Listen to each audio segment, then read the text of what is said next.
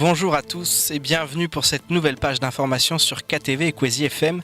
Ce soir et après 3 semaines d'absence, c'est une édition tout en images que nous vous proposons. À la une de l'actualité, la grève du côté du groupe Total qui bat son plein depuis 5 jours.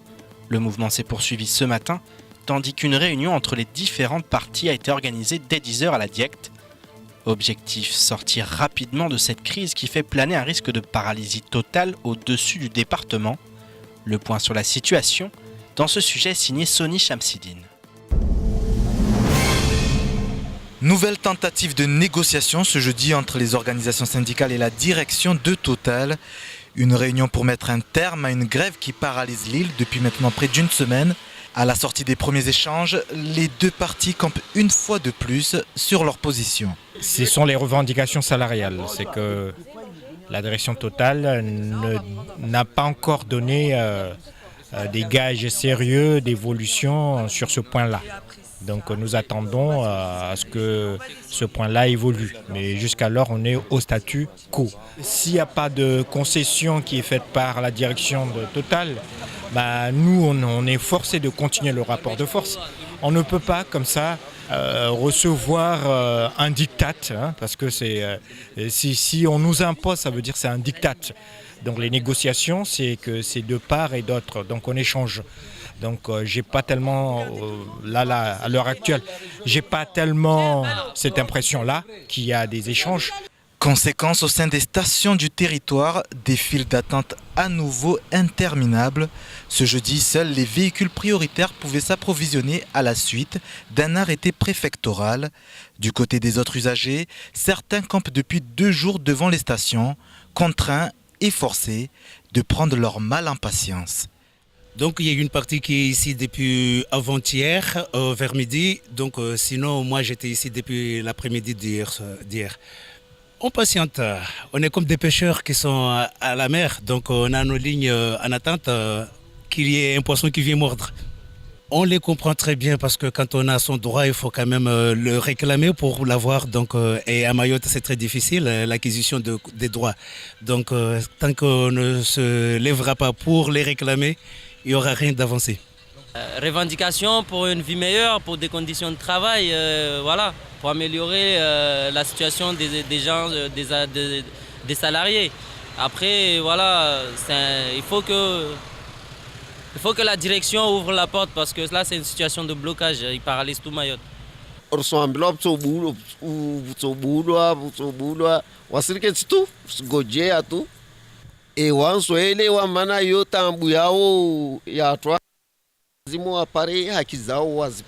Contacter la direction de Total par le biais de son directeur, appel à la responsabilité des représentants syndicaux par le dialogue et la levée du blocus afin de ravitailler les pompes et d'éviter que la crise ne s'aggrave.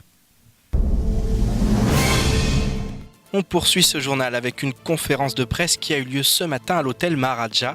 Objet de cette réunion en petit comité, l'élection de Miss Mayotte 2017. L'occasion pour les organisateurs de présenter les candidates, mais également de parler de ce grand rendez-vous qui prend de l'ampleur. Le concours est prévu le 25 août prochain à 19h, place des Congrès à Pamandzi. Le thème choisi cette année est l'Afrique et une part belle sera faite aux artistes locaux. En attendant le jour J, nous avons pu prendre la température auprès des principaux protagonistes. Reportage signé Bastien Sabouret et Amina Ariti. S'il y a bien une chose que l'on peut retenir de l'élection Miss Mayotte, c'est que d'année en année, elle suscite davantage d'engouement, ce qui n'est pas pour déplaire aux organisateurs.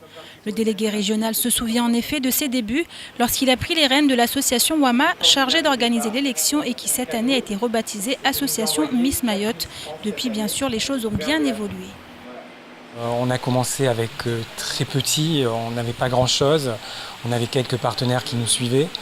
Aujourd'hui, on a de plus en plus de partenaires privés qui sont intéressés par l'événement et qui mettent les moyens aujourd'hui pour que cette élection devienne comme une grosse élection régionale, comme on peut voir à La Réunion, à Tahiti, voilà. Qu'on ne soit pas le dernier petit outre-mer à faire sa petite élection. Non, il faut vraiment maintenant, aujourd'hui, on devient une élection régionale digne de ce nom. Et preuve que l'événement prend de l'ampleur, 4 Miss France seront de la partie, une première en Outre-mer. Sans compter que l'élection attire de plus en plus de jeunes femmes. Loin des préjugés, elles sont nombreuses à avoir soumis leur candidature via les castings réalisés sur les réseaux sociaux. Mais cette année, seules 7 candidates ont été retenues, un choix fait en conscience par le comité. Et là encore, rien n'est laissé au hasard. En effet, pendant les 10 jours qui précèdent l'élection, les prétendantes au titre de Miss Mayotte sont suivies de très près par le comité régional. La chaperonne en charge de les préparer nous explique en quoi consiste sa mission. Il s'agit de mettre en confiance les jeunes filles, de les accompagner à bien préparer l'élection et à intégrer cette aventure bien comme il faut. Il s'agit surtout de rester avec elles, être une sœur, une mère, parfois la petite gendarmette qui est là pour leur dire « Allez, vas-y, secoue-toi, ne baisse pas les bras ». Voilà, la chaperonne, c'est ça. Autant dire que tout est mis en œuvre pour que la future Miss Mayotte porte haut les couleurs de notre île et pourquoi pas atteindre le top 12 de l'élection Miss France qui aura lieu à Châteauroux le 16 décembre prochain. Et s'il y en a bien une pour qui l'aventure Miss Mayotte restera gravée à jamais, c'est bien la jolie Naïma, lauréate l'année passée. C'est ému aux larmes que la jeune femme est revenue sur l'année écoulée. Je regrette rien du tout. J'ai passé vraiment une année formidable, même si il y a eu un petit incident à Miss France, mais j'ai beaucoup appris et j'ai grandi énormément en un an. D'ailleurs, merci à tous les partenaires qui nous ont suivis cette année, qui ont été là pour moi. J'ai découvert beaucoup de choses, j'ai énormément voyagé en tant que Miss et je retiens beaucoup de l'aventure Miss France. De quoi faire rêver les 7 candidates en lice et pour celle qui remportera l'écharpe de Miss Mayotte 2017, l'aventure ne fera que commencer. Le comité a d'ores et déjà prévenu qu'en plus de faire l'objet de toutes les attentions, elle devra faire preuve de la plus grande implication. Mais aucun doute qu'elle n'aura aucun mal à se prêter au jeu puisque chacune des candidates a montré qu'elle avait le profil requis. Rendez-vous est donc pris le 25 août prochain pour savoir qui de Vani, Wassila, Nasra, Rokaya, Raïssa, Ratua ou Adidja sera la prochaine Miss Mayotte. Et autres sujets qui font le reste de l'information de ce mercredi 16 août, la démission du maire de Chiconi ou encore la nouvelle agression d'un policier. C'est tout de suite dans l'actualité en bref. La visite de la ministre des Outre-mer Annick Girardin, prévue le 1er septembre, promet d'être agitée. Depuis plusieurs mois, le syndicat Alliance Police ne cesse de tirer la sonnette d'alarme, mais pour l'heure, aucune réponse n'a été apportée par le nouveau gouvernement. En fin de semaine dernière, des fonctionnaires de police ont pourtant une nouvelle fois dû faire face à des caillassages. Un policier a été blessé, tandis qu'un véhicule a été dégradé. De quoi faire réagir le syndicat Alliance en ces termes, je cite. Alliance déplore encore que la pierre soit devenue le seul élément de langage et de relation que certains voyous connaissent. La police n'est pas en zone de guerre et devrait pouvoir faire son travail sans subir le caillassage systématique de ses policiers. Le manque de moyens tant matériels qu'humains est encore et toujours dénoncé à l'heure où le plan sécurité Mayotte du 2 juin 2016 n'est toujours pas pleinement appliqué. Après Mahafourou Saïd Ali il y a quelques semaines, un autre maire du département a décidé de démissionner de ses fonctions. Il s'agit du premier édile de Chiconi, Zainuddin Antoïssa. Lors d'une conférence de presse organisée samedi dernier, il a annoncé publiquement ne plus être en mesure d'assurer ses fonctions. En effet, il vient d'être promu inspecteur de l'éducation nationale dans la circonscription de Bouéni. Selon lui, ce poste n'est pas compatible avec son mandat de maire. Il a par ailleurs profité de cette annonce pour louer le travail effectué jusqu'alors, notamment en ce qui concerne la rigueur budgétaire. Depuis sa prise de fonction en 2014, des efforts importants ont été menés et le déficit structurel a été réduit de moitié, sans pour autant que les investissements n'aient reculé. Son remplaçant n'est pas encore connu, que ce soit du côté de la municipalité de Chiconi comme de l'intercommunalité du centre, pour laquelle il officie en tant que président. Depuis le début de l'année 2017, l'État modernise les démarches liées à la délivrance des titres réglementaires, que sont la carte d'identité, le passeport, le permis de conduire et la carte grise. Objectif, sécuriser les procédures, mais aussi et surtout désengorger des services aujourd'hui dans l'incapacité d'accueillir tous les usagers. Après la mise en place de nouvelles procédures relatives à la délivrance des cartes nationales d'identité et des passeports, depuis le mois de juin, il est possible de demander le duplicata de sa carte grise en ligne en cas de perte, vol ou détérioration. Par ailleurs, depuis le début du mois d'août, le changement de titulaire, le changement d'adresse et la déclaration de cession d'un véhicule sont des démarches accessibles sur Internet, tout comme celles liées au permis de conduire.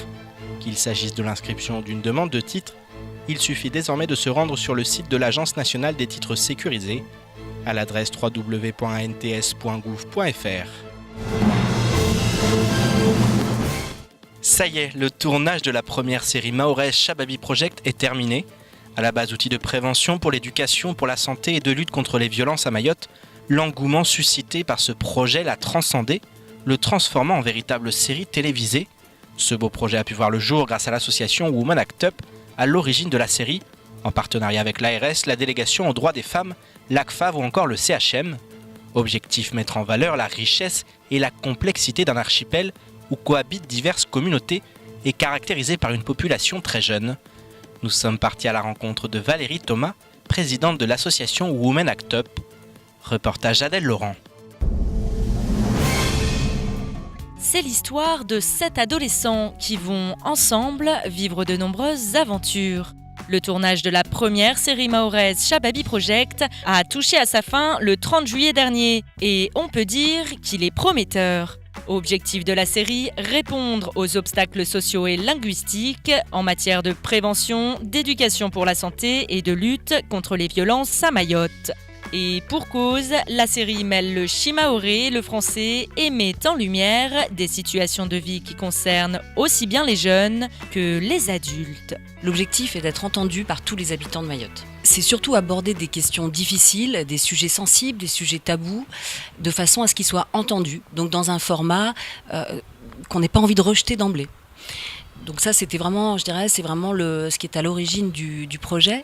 Et ensuite, le deuxième point, c'est de partir de l'existant, de partir des forces de Mayotte. Et une des forces de Mayotte, c'est la richesse de sa culture, notamment musicale, notamment de la danse, mais pas seulement. Et aussi, une des forces essentielles de Mayotte, c'est la jeunesse de sa population, qui est la ressource principale de Shababy Project. Acteurs, danseurs, mais aussi équipe technique, les forces vives de l'île au parfum ont en effet été mobilisées pour réaliser cette série télévisée d'un nouveau genre. Des professionnels métropolitains sont également venus en renfort pour tourner les 6 épisodes de 13 minutes que compte la série. Lorsque les compétences existent à Mayotte, on a mobilisé les compétences mahoraises et lorsqu'elles manquaient, on a fait venir une toute petite équipe pendant le tournage de techniciens pour faire monter en compétences, pour transmettre les savoir-faire et les connaissances à l'équipe mahoraise. C'est la même chose que nous cherchons à faire pour le montage. C'est associer une professionnelle de longue date dans le domaine de la fiction à l'équipe présente qui est pressentie mahoraise. La première série mahoraise Shababy Project, à l'heure actuelle en montage vidéo, arrivera sur nos écrans en 2018. Un événement à ne pas manquer. C'est sur ces belles images que se termine cette édition. Merci à vous de nous avoir suivis et rendez-vous demain dès 19h pour une nouvelle page d'information. Bonne suite des programmes à vous sur Kwezi.